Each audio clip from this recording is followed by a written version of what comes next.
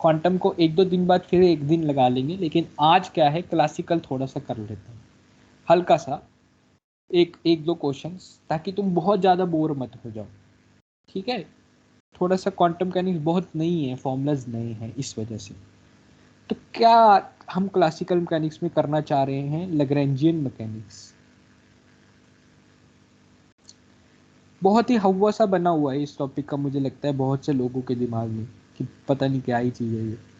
तो इतना कुछ है नहीं, बहुत सिंपल से है ये। लैग्रैंजियन मैकेनिक्स में किसी भी क्वेश्चन में सबसे पहला काम होता है जनरलाइज्ड कोऑर्डिनेट्स निकालना।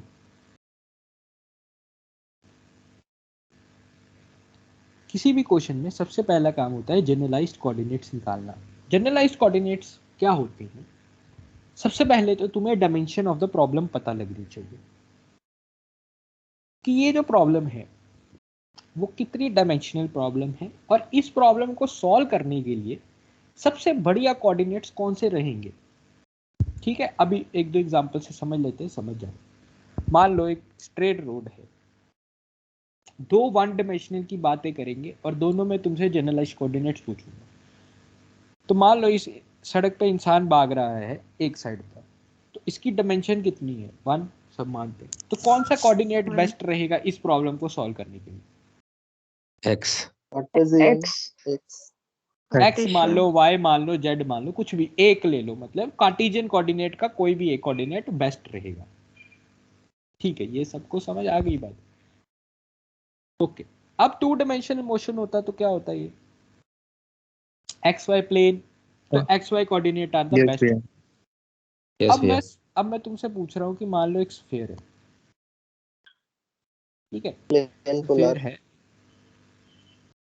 स्फीयर है और इसके ऊपर एक बॉल पड़ी है, और ये बॉल क्या कर रही है, या ऐसा बाहर क्या पड़ी है, इसके अंदर मान लो बॉल पड़ी है, तो बॉल ऐसे ऐसे मूव कर सकती है।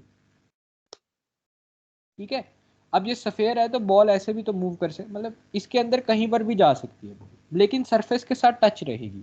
ठीक है, ये सरफेस के साथ टच रहेगी और बॉल अंदर कहीं पर भी मूव कर सकती है। तो कोई मुझे बता सकता है कितनी कोऑर्डिनेट, कितनी डायमेंशन है इस प्रॉब्लम की?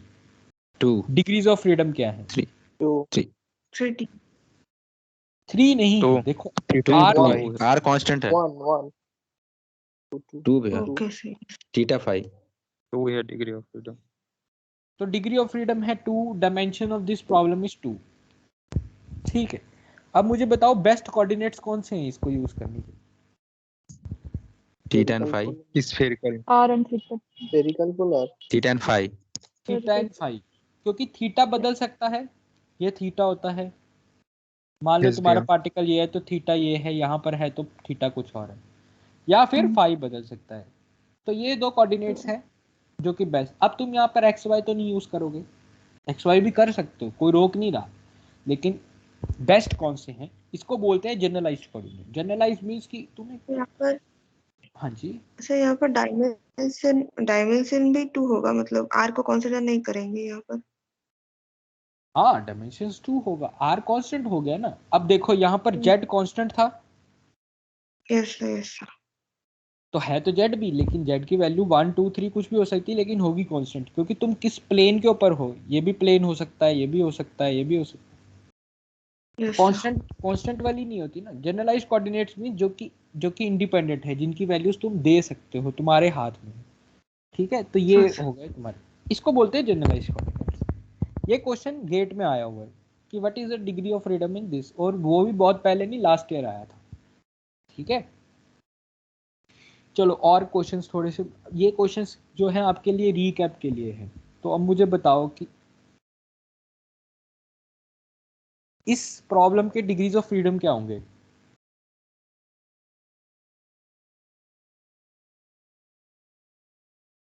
वन 6। नहीं, प्रॉब्लम क्या करो कि ये ऐसा पड़ा है, ठीक है, एक ही लाइन के ऊपर है ये प्रॉब्लम ले लो यार। 1 होगा, 1 डिग्रीज ऑफ फ्रीडम 1 है, इंडिपेंडेंट कोऑर्डिनेट क्या है, एक ही है ना। यस भैया, एक ही है, तो इसका भी बेस्ट कोऑर्डिनेट क्या है, x। ठीक है जी, समझ पे। चलो, तो सबसे पहले तुम्हें क्या निकालना होता है, डिग्रीज ऑफ। अब बहुत एक फेमस प्रॉब्लम है लैग्रेंजियन मैकेनिक्स में, सबको करवाई जाती है कि मान लो तुम एक इंक्लाइन प्लेन के ऊपर हो। अब तुम इस इंक्लाइन प्लेन के ऊपर हो, सबसे पहले मानकर चलो कि एक ब्लॉक ऑफ मास है। अब ये ब्लॉक ऑफ मास है, ये ब्लॉक ऑफ मास इस डायरेक्शन में मूव कर रहा है। तो इसके डिग्रीज ऑफ फ्रीडम क्या है इस प्रॉब्लम के?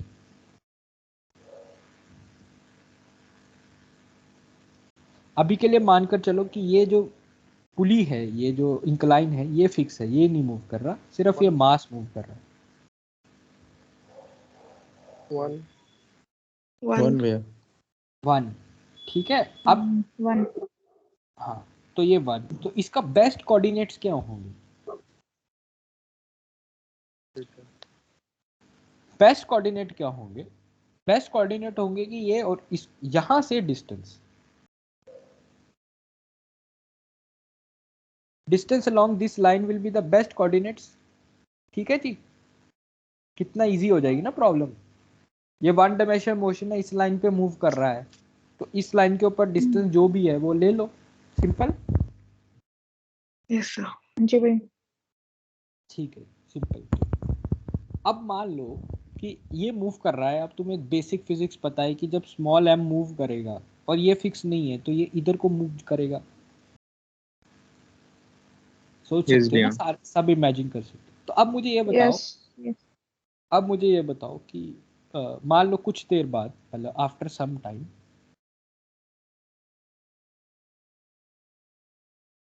प्रॉब्लम कुछ ऐसी हो गई कि जो तुमने इनिशियली ओरिजिन माना था वो ये है, और अब तुम्हारा मास यहाँ पर है।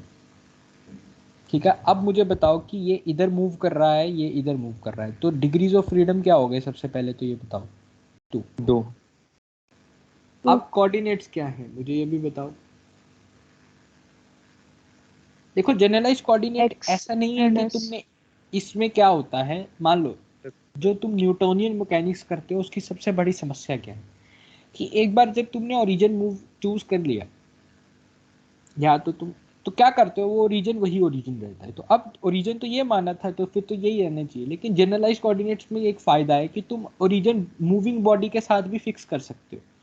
तो मान लो ओरिजिन मैंने यही फिक्स किया हुआ है, फॉर दिस एस कोऑर्डिनेट। तो तुम्हारा हर टाइम पर एक जनरलाइज कोऑर्डिनेट क्या है कि इस मास का डिस्टेंस क्या है इस पॉइंट से, मतलब कि पुली के टिप से, इसको क्या बोलते हैं, इंक्लाइन की टिप से। तो एक तो एस तुम्हारा जनरलाइज कोऑर्डिनेट है ही, दूसरा क्या है, ये डिस्टेंस, इसको मान लो एक्स। दो कोऑर्डिनेट क्या होंगे, एस और एक्स। एस क्या है, S is a distance from the bottom of the incline, या तुम टॉप ऑफ द इंक्लाइन से भी मान सकते हो, तुम्हारी मर्जी। ठीक है, एंड दूसरा कोऑर्डिनेट क्या है, the distance which a pulley moves in a horizontal incline moves in a horizontal direction from a fixed origin O which is on a ground। तो सेकंड केस में जो कैपिटल एम है वो दूसरी तरफ जा रहा है, मतलब हम फोर्स दे रहे हैं। नहीं, फोर्स नहीं दे रहे। जब ये नीचे आएगा, मुझे बताओ, सोच नहीं सकते तुम, इसको इमेजिन नहीं कर पा रही कि जब ये नीचे आएगा ये इधर को जाना चाहिए। ऐसा ऐसा। हाँ, मतलब तुम सारे वेक्टर रिजोल्व करके भी ये प्रूव कर सकते हो कि ये इधर जाना चाहिए, लेकिन ये तो एक इमेजिनेबल सिचुएशन है। ठीक है, तो अब ये इतना हमें पता चल गया। अब इसी प्रॉब्लम को हम, ये वाली प्रॉब्लम को लैग्रेंजियन मैकेनिक्स से सॉल्व करेंगे और देखेंगे कि इक्वेशंस ऑफ मोशन कैसे आती है, इक्वेशन ऑफ मोशन कैसे निकाली जाती है। तो किसी भी लैग्रेंजियन प्रॉब्लम को सॉल्व करने के लिए सबसे पहले आपने जनरलाइज कोऑर्डिनेट डिसाइड कर लिए, वो है एस और एक्स। अब स्टेप नंबर 2 क्या है? स्टेप नंबर 2 ये है कि आप लैग्रेंजियन फाइंड करिए। लैग्रेंजियन फाइंड करने के लिए आपको काइनेटिक एनर्जी और पोटेंशियल एनर्जी पता होनी चाहिए, क्योंकि लैग्रेंजियन डिफाइन होता है काइनेटिक एनर्जी माइनस पोटेंशियल। लेकिन इतनी डेफिनेशन नहीं लिखनी चाहिए, डेफिनेशन पूरी लिखनी चाहिए। लैग्रेंजियन हमेशा जनरलाइज्ड कोऑर्डिनेट्स, जनरलाइज्ड वेलोसिटीज और टाइम की फॉर्म में ही लिखा जा सकता है। इसको मैं थोड़ा सा एग्जांपल दे देता हूँ। मान लो कि आपकी काइनेटिक एनर्जी है हाफ एम वी स्क्वायर। अब तुम ये भी तो लिख सकते हो पी स्क्वायर बाय 2m, दोनों सेम ही बात है ना। लेकिन जब क्वेश्चन में लिखा जाता है ना, क्वेश्चन मतलब जब लैग्रेंजियन में लिखना है ना, तो तुम्हें ये फॉर्म लिखनी है, ये फॉर्म नहीं लिखनी, क्योंकि या तो कोऑर्डिनेट्स अलाउड हैं, या तो वेलोसिटीज अलाउड हैं, या टाइम अलाउड है। क्यू क्या है? जनरलाइज्ड कोऑर्डिनेट का सिंबल, ठीक है। इस केस में तुम्हारे जनरलाइज्ड कोऑर्डिनेट 1, Q1 क्या है s, और Q2 क्या है x। तो Q1 डॉट क्या होगा s डॉट, और Q2 डॉट क्या होगा x डॉट। तो जब भी तुम लैग्रेंजियन लिख रहे हो, या तो s x q not, sorry s not x not और टाइम, इनके टर्म्स में ही लिख सकते हो तुम। P square by 2 by m की फॉर्म में नहीं लिखना है तुम्हें लैग्रेंजियन। समझ आ गया यहाँ तक? यस भैया। ठीक है। फिजिक्स मतलब तुम्हारी जो, क्योंकि ये लैग्रेंजियन क्या है ना, ये प्रॉब्लम सॉल्व करने का एक नया फॉर्मूलेशन है। तो उस फॉर्मूलेशन के अकॉर्डिंग कुछ रूल्स हैं, ठीक है। चलो, तो ये लैग्रेंजियन ऐसे लिखना है, मतलब इस फॉर्म में लिखना है। लेकिन लैग्रेंजियन लिखते कैसे हैं, उसका फॉर्मूला है काइनेटिक एनर्जी माइनस पोटेंशियल। चलो काइनेटिक एनर्जी निकाल लेते हैं पहले। तो काइनेटिक एनर्जी दो दो वजह से है, एक इसके मोशन की वजह से और एक इसके मोशन की वजह से। तो पहले इसके मोशन की बात कर लेते हैं, स्मॉल m। तो इसके मोशन की क्या है, half m s not square, ठीक है जी, यही होगी। एस नॉट समझते हो ना, S not is D S by D T, तो यही होगी ना। कोई कोई इसमें तो कोई मेरे हिसाब से डाउट नहीं आना चाहिए। अब अगर बात करें उसकी, अब यहाँ पर बहुत ध्यान से रहना, मतलब सोचना इस बात को बहुत ध्यान से। क्या ये काइनेटिक एनर्जी कंप्लीट है?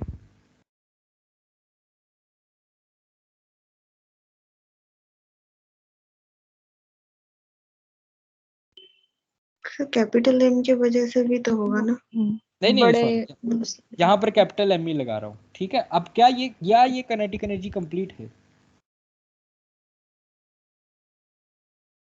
इसकी भी ले ली, इसकी भी ले ली, तो ठीक हो गया ना। थीटा को तो दोनों हाँ, थीटा दोनों पे कंबाइंड सिस्टम के लिए दोनों कंबाइन सिस्टम का एक ले। कुछ लोग समझ गए हैं, ठीक है। क्या है, ध्यान से देखो इस प्रॉब्लम को, ध्यान से देखना बहुत जरूरी है। ये मास इधर तो मूव कर ही रहा है, नीचे तो मूव कर रहा है, ठीक है, वेरी नाइस। लेकिन अगर ये नीचे वाली पुली इधर को मूव कर रही है, तो ये मास भी तो फिर इधर को मूव कर रहा है। सब एग्री करते हैं ना, ठीक है। तो अगर मैं इस मास की फ्री बॉडी डायग्राम बनाऊं, तो एस नॉट कुछ इस तरह से होगा, और एक्स नॉट कुछ इस तरह से होगा। तो जो नॉर्मल टोटल वेलोसिटी होगी वो क्या होगी,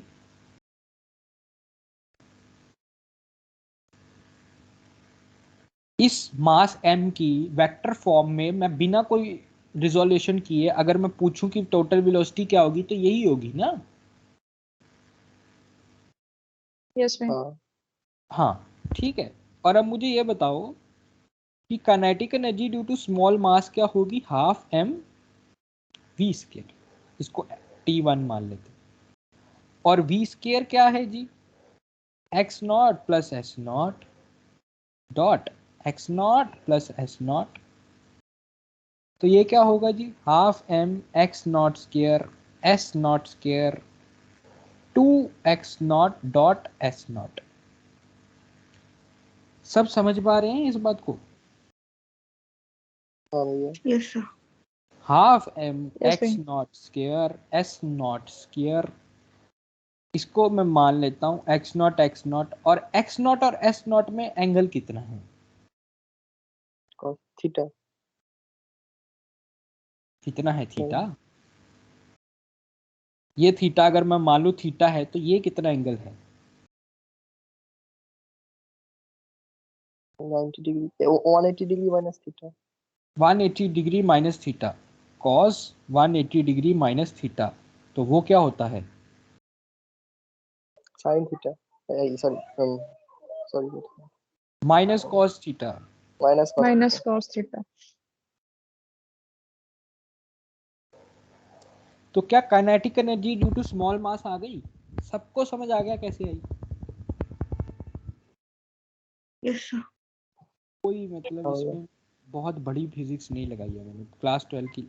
अब kinetic energy due to second, वो तो एक मतलब उसी की वजह से है ना, तो बात खत्म हो गई, यही होगी और तो नहीं कुछ होगा। ये तो इधर ही मूव कर रहा है ना बस।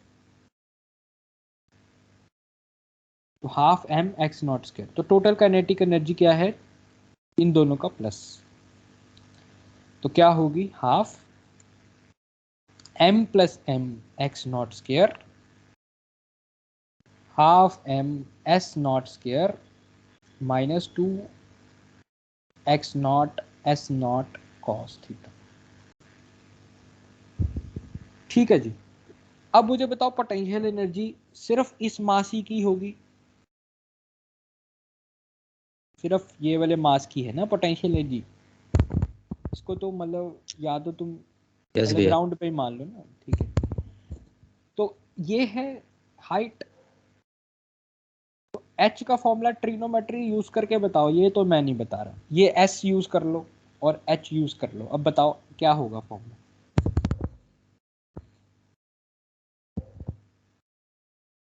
S tan theta S sine theta. Theta okay, S sine theta. यार यार ये तो सिंपल है, ये तो तुम्हें तुरंत बता देना चाहिए, सिंपल है ना ये। यस भैया। Yes, sir. हाँ, तो सिंपल हो गया। तो पोटेंशियल एनर्जी क्या हो गई? एम जी एच, वो क्या होता है?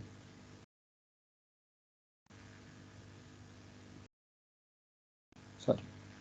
यस अब मैं एक थोड़ा सा क्वेश्चन और बदलता हूँ आपके लिए। अब मैंने एस कैसे डिफाइन किया था कि यहाँ से क्या है डिस्टेंस इसका। मान लो मैं इसको एस डिफाइन कर दूं, ठीक है, और बोलूं कि टोटल लेंथ एल है, टोटल लेंथ ये जो है वो एल है, तो अब मुझे बताओ एच क्या होगा? L minus S sin theta. ठीक है, सर कौन एच सा तो तुम, लेंथ एल बोला आपने? हाँ जी, सर एल कौन सा लेंथ को आपने डिफाइन किया? ये जो टोटल लेंथ है ना ये वाली, ओके सर। तो ये जो एस है ये एल माइनस एस हो जाएगा। ठीक है, ये तुम्हें ये मुझे ठीक लगा कि तुमने कहा L minus S sine theta. अब मुझे बताओ कि यहाँ से मैंने डिफाइन किया, क्या होता है ना कई बार आपको प्रॉब्लम है, आप नीचे से भी कर सकते हो ऊपर से भी कर दो। आपने ऊपर से शुरू किया तो कैसे प्रॉब्लम अप्रोच करनी है वो बता रहा हूँ। ऊपर से किया मतलब तुमने इस पॉइंट को v इक्वल टू 0 माना है, मतलब कि यहाँ पर पोटेंशियल 0 माना है। वैसे ग्राउंड पर माना जाता है, लेकिन अगर तुम यहाँ से शुरू कर रहे हो प्रॉब्लम को तो v इक्वल टू 0 यहाँ पर मानेंगे। तो इसके ऊपर वाला पोटेंशियल क्या होगा? पॉजिटिव। इसके नीचे वाला क्या होगा? नेगेटिव। नेगेटिव। हाँ जी, ऊपर वाला नेगेटिव नीचे वाला प्लस। नहीं ऊपर वाला कैसे नेगेटिव? मुझे बताओ, जब तुमने यहाँ पर मुझे पोटेंशियल बताया ग्राउंड के केस में mgh, तो माइनस mgh क्यों नहीं बोला? क्योंकि अब पहले वाले केस में तो यहाँ पर पोटेंशियल 0 है ना, तो इस पार्टिकल का तुमने पोटेंशियल एनर्जी बोला mgh, तो वहां पर फिर माइनस mgh क्यों नहीं बोला फिर?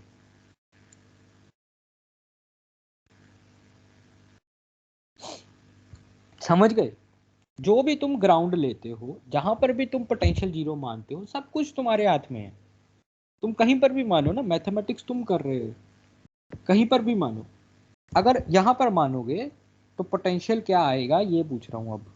वो आएगा माइनस एम जी एच और minus M G L minus S sine theta. समझ गए बात को? हाँ भैया हाँ जी भैया। ठीक है, लेकिन अभी के लिए हम सिचुएशन इजी ही लेकर चल रहे हैं, नीचे से लेकर चल रहे हैं। चलिए नीचे से लेकर चल रहे हैं, तो हमारा आंसर ये आ गया पोटेंशियल के लिए। तो अब लेग्रेंजियन क्या है, t माइनस वी है।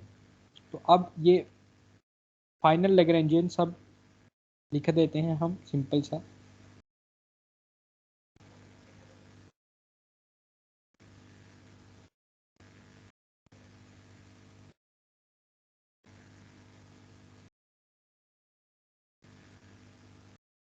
ठीक है, मोस्ट ऑफ द क्वेश्चंस में तो लेग्रेंजियन ही पूछ के छोड़ देंगे तुम्हें। ठीक है, अगर अब हम लेग्रेंजियन से नेक्स्ट स्टेप के ऊपर जाएं, उससे पहले मैं एक और क्वेश्चन करवाना चाह रहा हूं। पहले कार्टेशियन का ही करवाना चाह रहा हूं, फिर स्फेरिकल में आएंगे। तो कार्टेशियन का ही करते हैं जल्दी से। मान लो कि ये सरफेस है, ठीक है, सरफेस है। अब ये क्या है, एक मास है। अब ये मास के साथ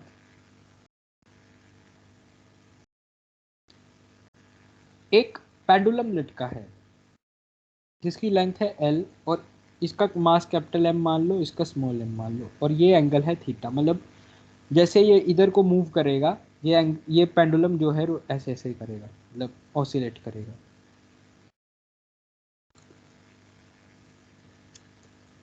तो अब मुझे सबसे पहले क्वेश्चन ये, मतलब आप सब क्वेश्चन समझ गए ना, इस मास के साथ एक पेंडुलम चिपका है और ये सरफेस है। तो ये मास इधर मूव कर रहा है, इधर को, और जैसे जैसे ये इधर को मूव कर रहा है ये पेंडुलम और साथ में ऑसिलेट कर रहा है। तो अब मुझे ये बताओ इसके अंदर डिग्रीज ऑफ फ्रीडम कितनी है?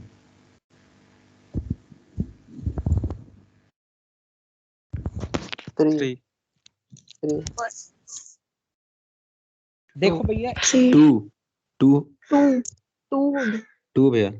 एक तो इस डायरेक्शन का मोशन 1, ठीक है, और सिंपल पेंडुलम के लिए भी 1, क्योंकि थीटा ही 1 बदल रहा है ना बस। तो यस। अच्छा तो 2 हो यस गया भैया डिग्रीज ऑफ, हाँ डिग्रीज ऑफ फ्रीडम। किसी को डाउट कि डिग्रीज ऑफ फ्रीडम 2 नहीं है, कुछ और होनी चाहिए?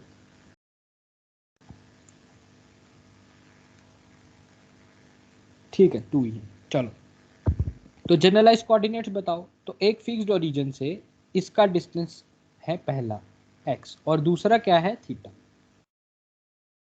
ये दोनों ठीक लग रहे हैं आपको?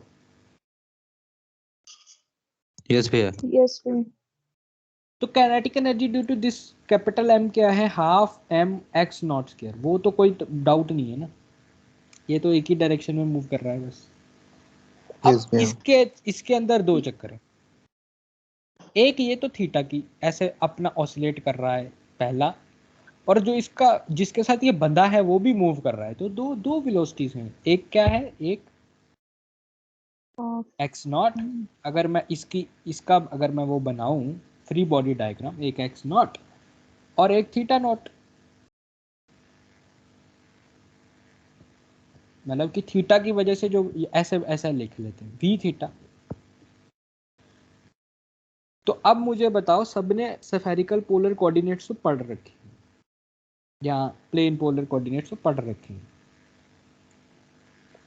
तो एक्स नॉट क्या होता है जी, सॉरी आर नॉट क्या होता है जी, सॉरी वी आर क्या होता है, आर नॉट आर क्या, आर वी थीटा क्या होता है, R R theta theta dot theta cap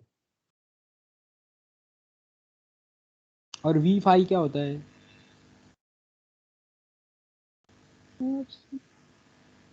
ये सब तो नहीं होता, नहीं नहीं नहीं। ये होता है ना, सिर्फ यहाँ तक ले जाओ। यस भैया पक्की बात है भाई, आर नॉट भी तो होगा, क्या कर रहे हो तुम, ये थोड़ा लंबा होता है। तो ये वो तो एक्सेलरेशन के लिए होता है ना।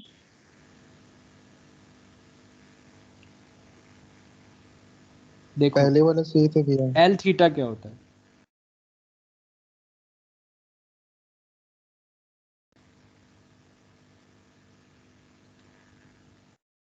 हम्म,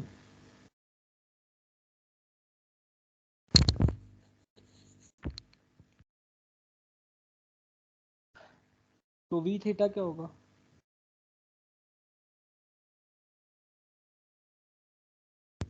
हम्म r theta dot R theta dot होगा। तो ये भी तो साथ में आएगा। यस भैया। तो रियल यहाँ पर कांस्टेंट है ना। हाँ वो सेकंड बात है ना, लेकिन हाँ सेकंड बात क्या है कि यहाँ पर r जो है तुम्हारा कांस्टेंट है, ठीक है, l है, तो ये 0 हो गया। इस वजह से क्या आया, r थीटा नॉट, और r क्या है तुम्हारा, यहाँ पे r की वैल्यू डाल दो, l थीटा। ठीक है, तो ये सब चक्कर में पढ़ने की जरूरत नहीं है, मैं तुम्हें सिंपल सीधा फॉर्मूले बता देता हूँ, मतलब जो कि तुम्हें याद होंगे भी और करने भी हैं ही। देखो जी, v स्क्वायर, क्योंकि काइनेटिक एनर्जी चाहिए हमें, तो मुख्य तौर से v स्क्वायर की बात करनी ज़्यादा जरूरी है। इन स्फेरिकल कोऑर्डिनेट्स क्या होता है, r नॉट स्क्वायर। क्या ऐसा करते हैं, पहले इस प्रॉब्लम पे रहते हैं, इस प्रॉब्लम पर रहते हैं, फिर स्फेरिकल के फॉर्मूला बताते हैं। तो हमें पता चल गया कि v थीटा है l square l theta naught theta cap. अब वैसे ही करो, v क्या है जी, v है जी x not plus v theta. तो काइनेटिक एनर्जी सेकंड पार्टिकल के लिए क्या आ गई, half m v square, half m x not plus v theta, या इसको वैल्यू फिल कर देते हैं।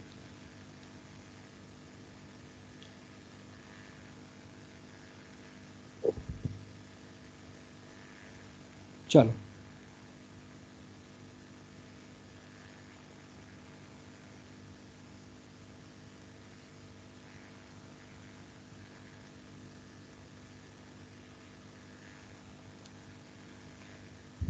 हाँ जी, समझ आया जी यहाँ तक। हाँ जी। सर एक ही सिस्टम में कार्टेशियन एंड पोलर दोनों, मतलब स्फेरिकल, ये दोनों एक साथ यूज कर सकते हैं वही मैं बोल कोऑर्डिनेट। रहा हूँ, यही तो जनरलाइज्ड कोऑर्डिनेट्स की इम्पोर्टेंस है। ठीक है, एक तुम ओके एक्स ले रहे हो, एक तुम थीटा ले रहे यस। हो, एकदम दोनों अलग अलग, कुछ भी लेते चले जाओ, कोई कट तुम्हें रोक नहीं रहा यहाँ पर। यही इसी वजह से लैग्रेंजियन लाया गया था। Yes sir. तो अब मुझे बताओ, एक्स नॉट ऐसे है, थीटा मतलब ये वेलोसिटी ऐसे है, इन दोनों के बीच में एंगल क्या है, यहाँ पर एंगल का यूज है ना।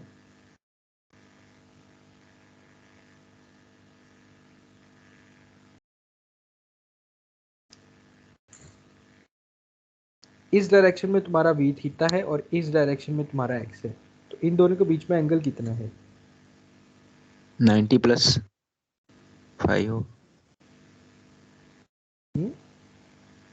क्या भैया थीटा प्लस 90।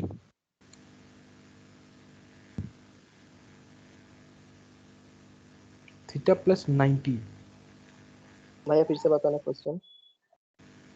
मैं पूछ रहा हूँ कि ये एक्स नॉट ऐसा है, वी थीटा ऐसा है, तो इनके बीच में कुछ एंगल है, वो कितना है in terms of this theta.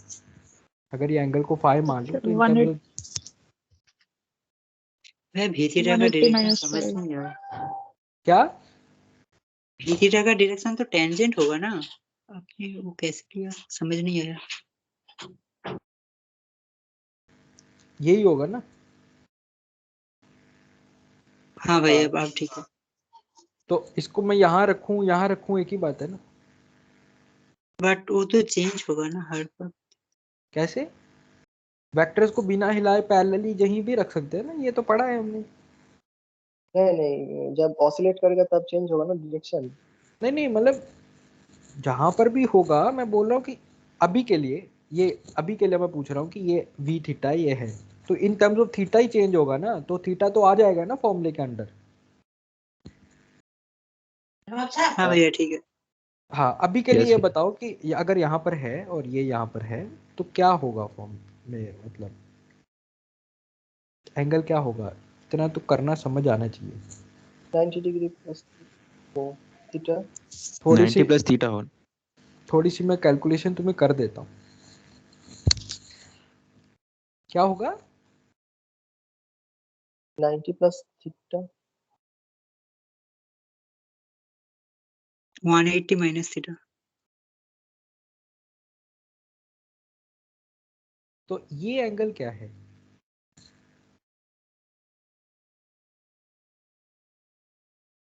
Ninety degree. ये एंगल तुम्हारा 90 डिग्री, और एंगल चाहिए किसके बीच में? इन दोनों के बीच में। एक तो 90 आ गया, एक तो 90 आ गया। अब मुझे बस इतना पता करना है कि ये कितना है। 90 माइनस थीटा। तो 90 90 माइनस माइनस थीटा, थीटा। और एक ऑलरेडी 90 आ चुका था, तो क्या आया आंसर? ठीक है 180 भैया, माइनस थीटा। सब समझ गए इस बात को कैसे किया है? नहीं नहीं Yes, नहीं भैया। भैया, एक बार फिर से बताना। फिर से बता देता हूँ। ये तुम्हारा पेंडुलम है, इन दोनों के बीच में एंगल निकालना है ना, इस वेक्टर और इस वेक्टर के बीच में, ठीक है? हाँ अब मुझे ये बताओ कि ये एंगल कितना है? अरे ये तो 90 है ना, 90 डिग्री। टेंजेंट बनाया है ना, वैसे ही हमने यहाँ पर टेंजेंट बनाया है, तो यही टेंजेंट को उठाकर यहाँ रखा है, तो 90 है ना ये। हाँ हाँ, अब ये बताओ ये कितना है? 90 degree minus theta. 90 minus theta. तो 90 plus 90 minus theta is 180 minus theta, ठीक है? ठीक है। हाँ ठीक। तो half m x not square l square theta not square plus l x not theta naught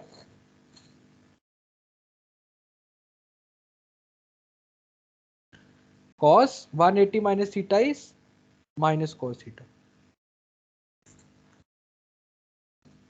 सही है जी? यस। Yes sir. चलो, तो काइनेटिक एनर्जी ड्यू 1 निकाल ली थी, काइनेटिक एनर्जी 2 निकाल ली है। अब पोटेंशियल एनर्जी बताओ। पोटेंशियल एनर्जी, इस सरफेस को मान लेते हैं v इक्वल टू 0, तो इस मास की तो 0 है, जो नीचे है उसकी वजह से क्या है? Minus mgz।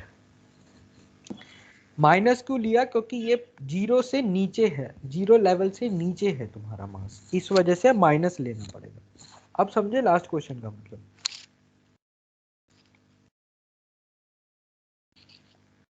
लास्ट क्वेश्चन में मैं क्या समझा रहा था, अब समझे हो?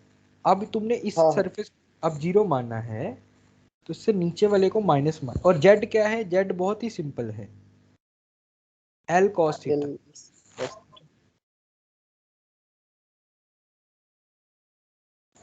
ठीक है, तो पोटेंशियल एनर्जी क्या आ गई? Minus mgl cos theta. समझे भाई? यस हाँ भैया। भैया। Yes sir. यस भैया। ठीक है, समझ गए तुम सब। चलो आगे। भैया हाँ जी। भैया अपर में जो वेलोसिटी का कैलकुलेशन किया है वो थोड़ा शो कीजिए। उसमें एक 2 फैक्टर आएगा ना? 2 हाँ आएगा एक। हाँ एक स्टॉट। हाँ ओके, ठीक है जी, थैंक यू। अब तुमने लैग्रेंजियन फिर से निकाल लिया, आ गया ना लैग्रेंजियन? 2 क्वेश्चंस का लैग्रेंजियन निकाल लिया हमने, ठीक है? ठीक है चलो, भाई। अब हम क्या करते हैं, हम ऐसा क्वेश्चन करते हैं जिसमें सिलेंड्रिकल कोऑर्डिनेट्स का काफ़ी अच्छा यूज़ हो रहा हो, ताकि हमें सिलेंड्रिकल कोऑर्डिनेट्स में वेलोसिटीज काइनेटिक एनर्जी कैसे लिखनी है वो समझ आ जाए। तो वो कैसा होगा?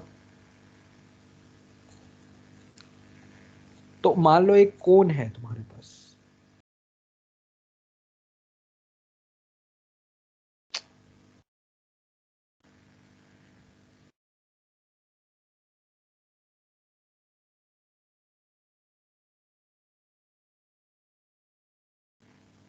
ठीक है, और तुम्हारा ये कोन का हाफ एंगल है अल्फा, और यहाँ पर तुम्हें रखा है अपना मास m, और ये मान लो इस कोन को तुम घुमा रहे हो, और ये जो मास है वो कोन के सरफेस पे मूव कर रहा है, ठीक है? तो वो यहाँ पर भी मूव कर सकता है, यहाँ पर भी कर सकता है, किसी भी रेडियस पे कर सकता है, ठीक है? ऐसे मूव कर रहा है, जैसे होता है ना तुम ग्लास के अंदर कोई बॉल डाल कर घुमाते हो तो वो सरफेस के साथ चिपक जाती है और घूमती रहती है, तो वैसा प्रॉब्लम है कुछ।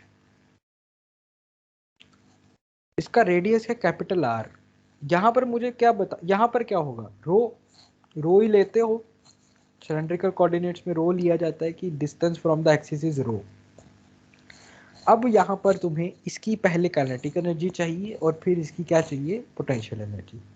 तुम कोई मुझे सबसे पहले ये बताए डायमेंशंस क्या हैं, डिग्रीज ऑफ फ्रीडम क्या हैं इसके, इस प्रॉब्लम के। 2 हैं क्या? 3 हाँ 3 ये है भैया। 3 टोकरी में फिर बैठे किया नहीं देखा लगलो। हाँ हाँ ये बतिया कर दिया ना ऐसे जोकड़े गाजर का हलवा खाए हैं तो कि ना अभी खा के तो रखते आए नारियल हले तो चढ़ावल 3 होगा। 3 का भैया z is equal to x square plus y square into something constant, यही तो इक्वेशन है कौन का, तो उससे अरे यार इतना मुश्किल कहाँ ले गए तुम, मुझे ये बताओ कौन है क्या? क्या क्या चेंज हो सकता है। अब तुम सिलेंड्रिकल कोऑर्डिनेट करना डिसाइड कर लिया ना, सिलेंड्रिकल में प्रॉब्लम को इमेजिन कर रहे हो ना, तो z बदल सकता है, ऊपर नीचे जा सकता है, ये हाँ रो भी 3 बदल सकता है, रो या। बदल लिया तुमने, z बदल लिया, क्या थीटा बदल सकता है? नहीं, क्यों? ओके नहीं? हाँ वो चेंज होगा, राइट।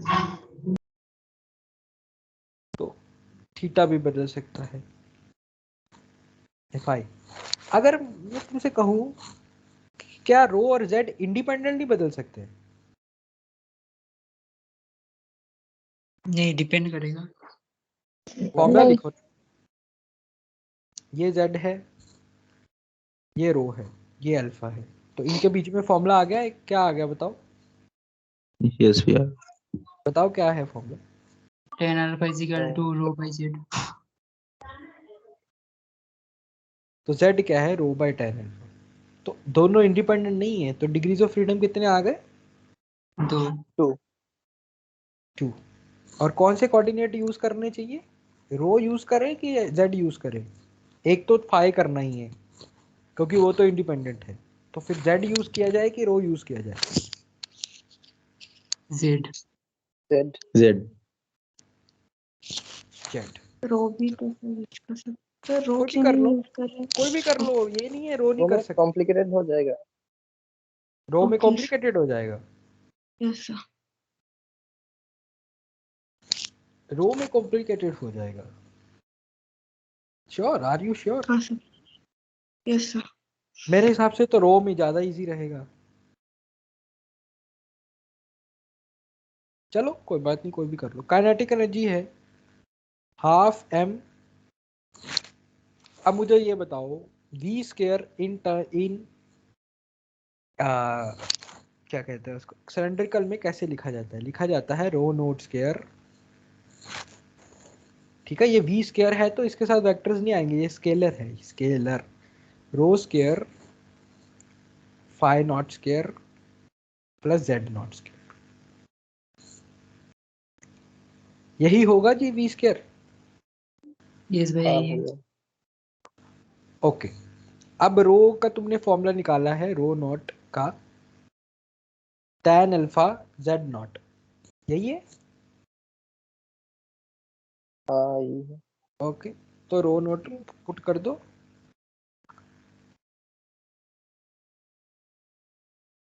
अब तुम कह रहे हो कि रो को हटाना है, तो यहाँ पर फिर tan square alpha z square phi not square और यहाँ पर भी z नॉट स्क्वायर। तो अब z नॉट स्क्वायर क्या आ गया? 1 प्लस tan स्क्वायर अल्फा क्या होता है? 6 स्क्वायर अल्फा। सेकंड।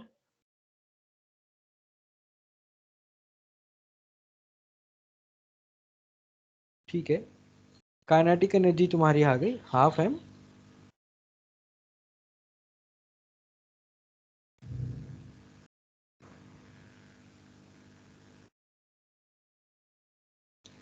पोटेंशियल बताओ।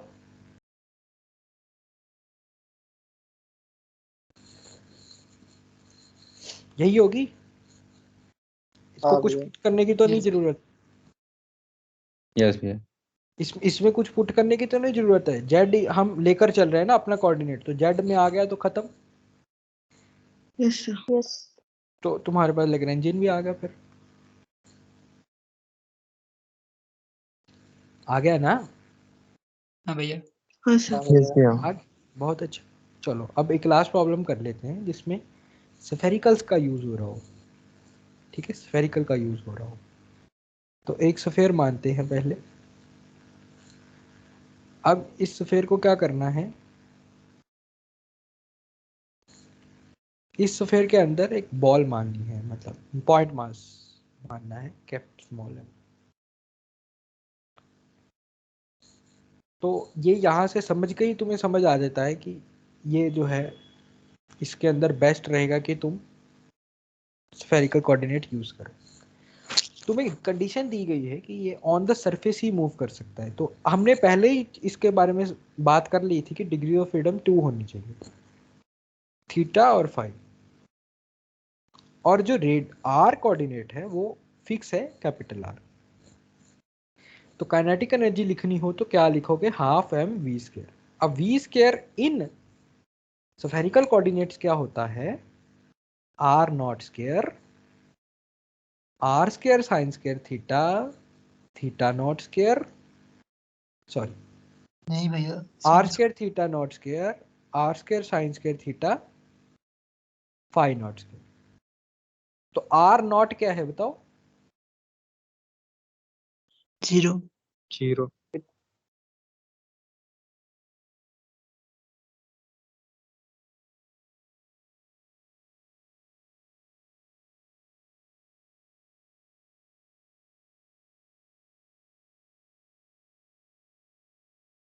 समझ आ गया जी सबको? Yes sir. मतलब मैं पोलर कोऑर्डिनेट्स ही स्फेरिकल कोऑर्डिनेट्स की इतनी डिटेल में इसलिए नहीं जा रहा हूँ क्योंकि आप सब मेच्योर स्टूडेंट्स हैं, आप समझते हैं इन कोऑर्डिनेट्स को, अब तक तो याद हो ही गए होंगे। तो ठीक है, अब आप हम समझ, मान लो मास यहाँ पर है तो हाइट क्या होगी, ये h है। ठीक है, ये h है। तो बताओ फिर h को थीटा और फाई की टर्म में लिखना है या r भी यूज कर सकते हो, तो कैसे करो? पहले ये निकाल लो, ये r है, ये थीटा है। तो ये इसको अगर मैं बोलूं l, नहीं। तो l क्या होगा? और साइन थीटा। पहले साइन थीटा बोलते हैं, साइन थीटा क्या होगा? नहीं साइन थीटा नहीं, टेन थीटा यूज करो ना, ten right. Base upon height. तो l क्या होगा? r tan theta. और टेन थीटा। तो h क्या होगा?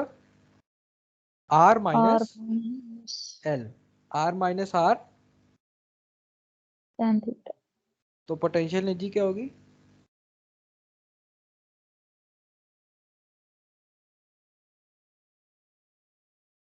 सब समझ गए इस बात को? हाँ जी सर भैया। पोटेंशियल एनर्जी निकालने के लिए वो एज कंसीडर किया ना हमने। पोटेंशियल एनर्जी निकालनी है तो ग्राउंड से कितनी हाइट पर है ये, ओ तो यस ये okay. tan theta r by l होगा ना? क्या tan थीटा l बोल रहे हो, क्या कह रहे हो? tan थीटा भैया हाँ जी, tan theta. r by l होना चाहिए ना? भैया tan थीटा नहीं होगा ना, वो भैया cos थीटा होगा, l by r। Base by मैं वहां पे tan theta l by r जो है। यहाँ पर cos कोज होना चाहिए। cos theta. हाँ भैया। बट भैया पोलर को स्फेरिकल पोलर में तो थीटा अपार से लेते हैं ना, अपने लोअर से ले, इसमें कोई फर्क नहीं पड़ेगा।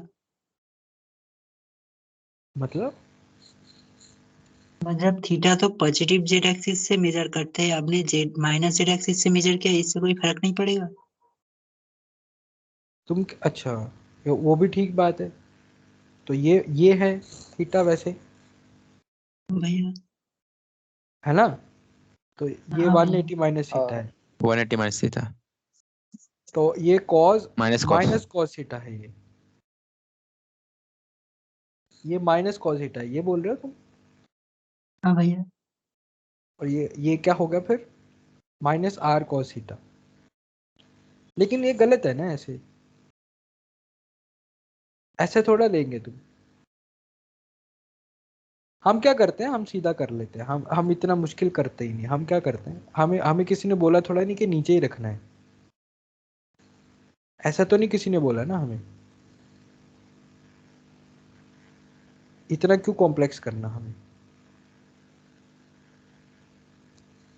तो यहां पर मान लेते हैं ये थीटा है, ठीक है जी, हाँ भैया। ठीक है, और ये हाइट है r, और ये चाहिए,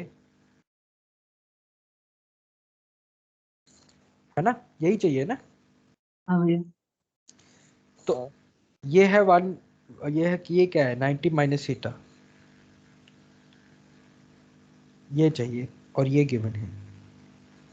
तो sine 90 minus theta equals to L by R. तो कॉस थीटा या L क्या हो गया, R कॉस थीटा। तो टोटल हाइट क्या आ गई, R plus R cos theta. ठीक है, अब ठीक है जी, हाँ भैया। हाँ भैया। सब समझ गए। Yes sir. ट्रिग्नोमेट्री वगैरह की जा सकती है। भैया कौन से पॉइंट के लिए हम पोटेंशियल एनर्जी को जीरो कंसीडर करेंगे, वो क्या क्वेश्चन में दिया होगा या फिर? नहीं, तुम्हारी मर्जी है, सब कहाँ से कोऑर्डिनेट डिफाइन करना है सब, तो मैं हेलो। यहाँ से कर रहा हूँ जीरो। हाँ बोलो। और रेफरेंस पॉइंट तो वो सेंटर भी ले सकते हो ना। फिर उस केस में तुम्हें दो कंडीशंस बनानी पड़ेंगी, बहुत मुश्किल हो जाएगा कि जब मोशन अप है तो उसके लिए ये, डाउन है तो उसके लिए ये, समझो। ओके। हाँ, तो इससे अच्छा कि ये ले लो ताकि दोनों हर सिचुएशन में ऊपर ही है वो। हाइट ये है तो यहाँ पर चेंज कर देते हैं R1 प्लस कोस थीटा। तो अब होमवर्क दे दें जल्दी से प्रैक्टिस के लिए। Yes sir.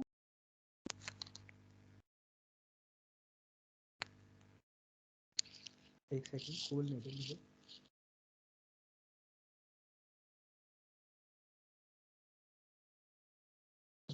है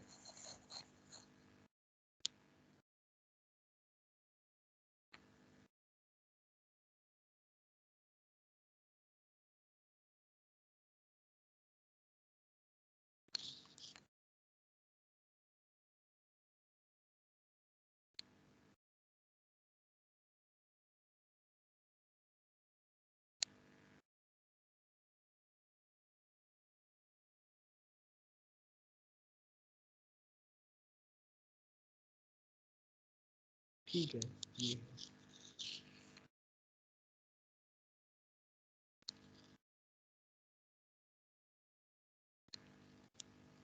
स्क्रीन दिख रही है मेरी?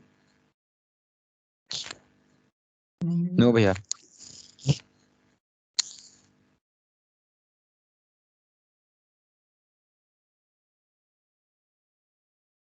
अब हाँ यस भैया। ये बुक है जेसी उपाध्याय। दिख ये नहीं बुक है, रहा स्क्रीन। स्क्रीन नहीं दिख रहा। भैया शो कर रहा है। दिख रहा है भैया। दिख रहा है भैया। है भैया।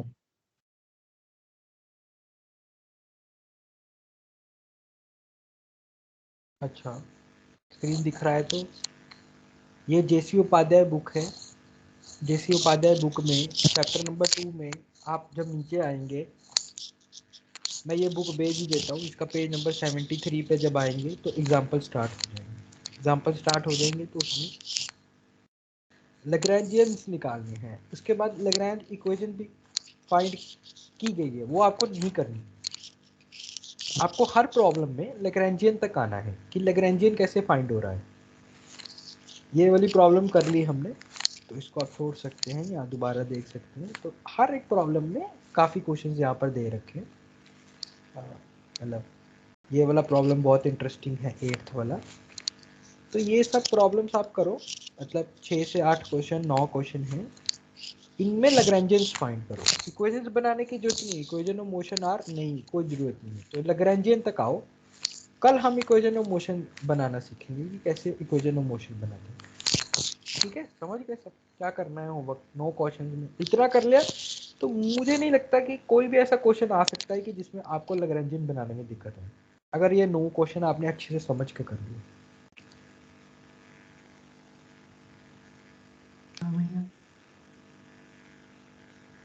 ठीक है, कर लोगे ना इतना?